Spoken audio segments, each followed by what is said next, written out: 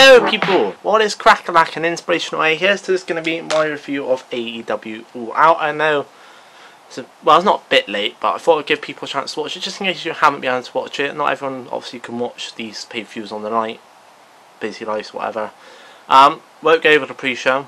Well, no, it was a decent pre-show. Did watch it for once. Like I said, with these matches, we're going to make it a little different, as in I'm not going to say who I thought was going to win.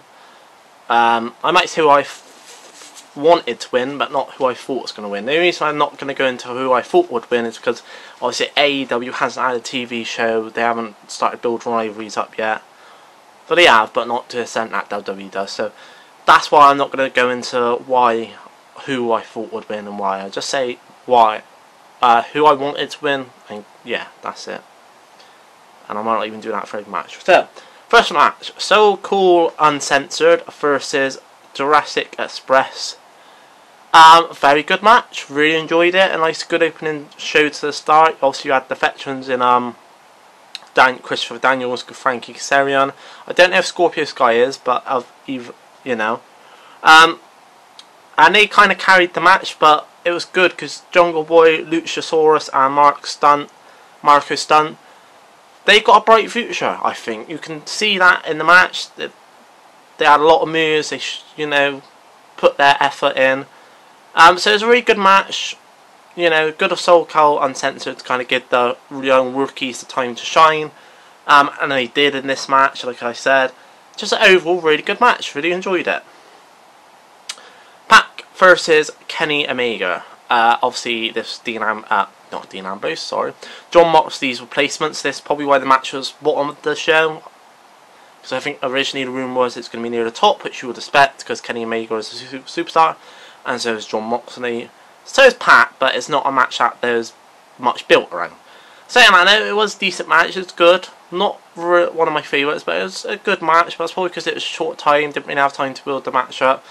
But it was a decent match, and Pac won by submitting Kenny Omega out, which I did not expect. Fair play to Pac for taking those knees, because goddamn Kenny Omega's got some vicious knee strikes in him. But a really good match. Next one. I got 3 favourite matches of this show. And, yeah. Pretty much probably the ones everyone's expecting. This is one of them. Jimmy Havoc versus Darby Allin versus Joey Janela in a crack barrel clash. One of my favourite matches of the night. What could you not love about this? There was hardcore spots with the barrels, paper clips. You had your classic Jimmy Havoc, because I know Jimmy Havoc likes to use paper clips and nails and all that sort of stuff. And you had Darby Allin and Joey Janela, who impressed me, because I don't know much about them. I know a little bit about Jimmy Havoc, not much. Overall, just a really, really good match. Really enjoyed it. They took it to that level, which was better from AEW. And Jimmy Havoc won. So yeah, really good match. Really enjoyed it. One of my favourites of the night. Dark Order versus Best Friends. Well, this was meh.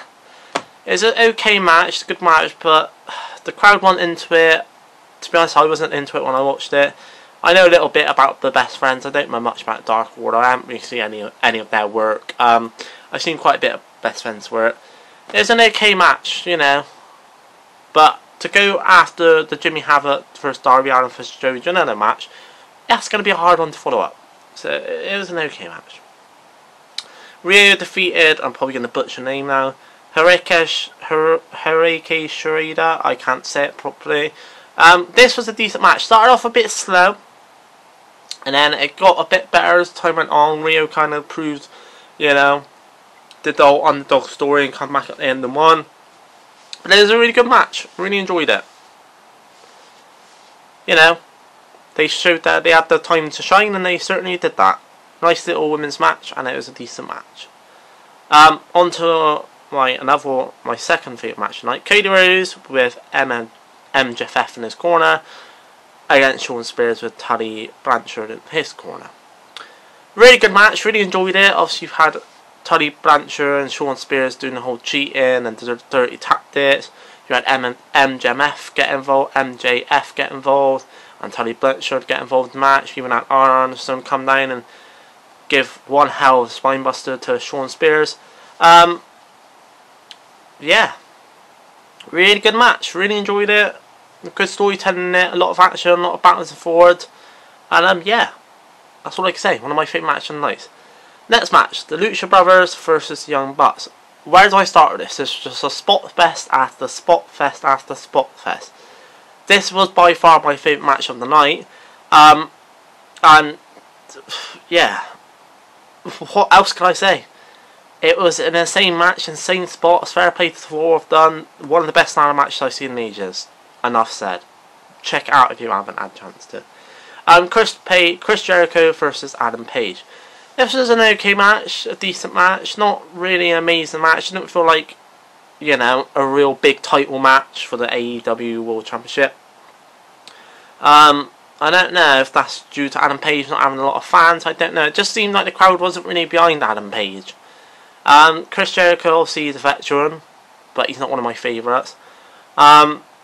His new finish was okay. He just needs to affect the elbow and make it look a little better.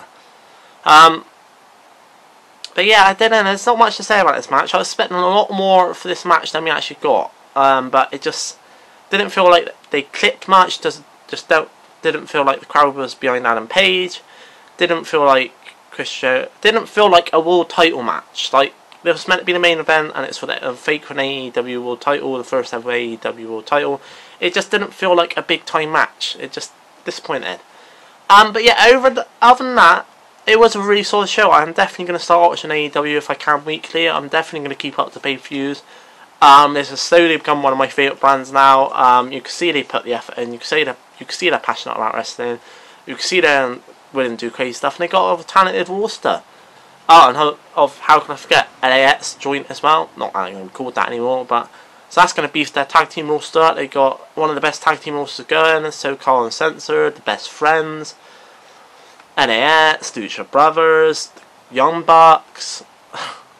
They got a stacked deck of talented just wrestlers, and I can't wait to see where they go.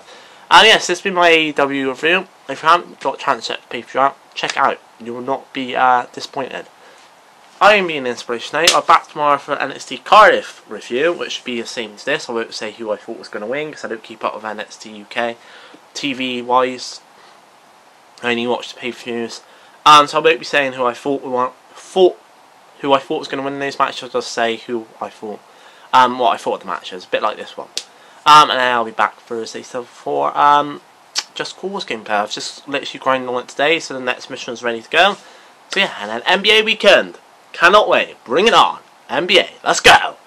I've been Inspiration A. Hope you enjoyed. I'll see you on the other side. Peace.